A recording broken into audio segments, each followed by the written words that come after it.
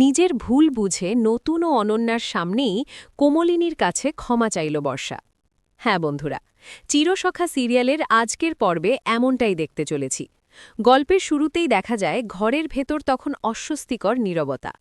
নতুন আর অনন্যা দাঁড়িয়ে আছে একপাশে, আর মাঝখানে কোমলিনী, মুখে কঠিন অভিমান। এতদিনের ভুল বোঝাবুঝি, কটু কথা আর অপমানের ভার যেন জমেছিল বাতাসে।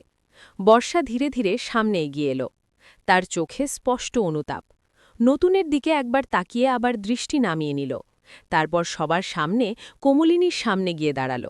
কাঁপা গলায় বলল, আমি ভুল করেছি। রাগের মাথায় অনেক কথা বলে ফেলেছি। তোমাকে কষ্ট দেওয়ার অধিকার আমার ছিল না। অনন্যা অবাক হয়ে তাকিয়ে রইল। নতুনও চুপচাপ সব শুনছিল। বর্ষা এবার হাত জোর করে বলল, ক্ষমা করে দাও কোমলিনী, আমি বুঝতে পেরেছি আমার আচরণ ঠিক ছিল না। কোমলিনীর চোখ ভিজে উঠল। এতদিনের কষ্ট যেন ধীরে ধীরে গলে যাচ্ছে। কিছুক্ষণ নীরব থাকার পর সে বলল, ভুল বুঝতে পারাটাই বড় কথা, আমি তোমাকে ক্ষমা করলাম। ঘরের ভারী পরিবেশ মুহূর্তেই বদলে গেল। নতুন হালকা হাসল। অনন্যার মুখেও স্বস্তি ফুটে উঠল।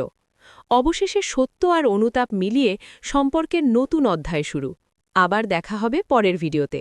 এতক্ষণ ভালো থাকুন, আর ভিডিওটি দেখে ভালো লাগলে অবশ্যই চ্যানেলটি সাবস্ক্রাইব করতে ভুলবেন না।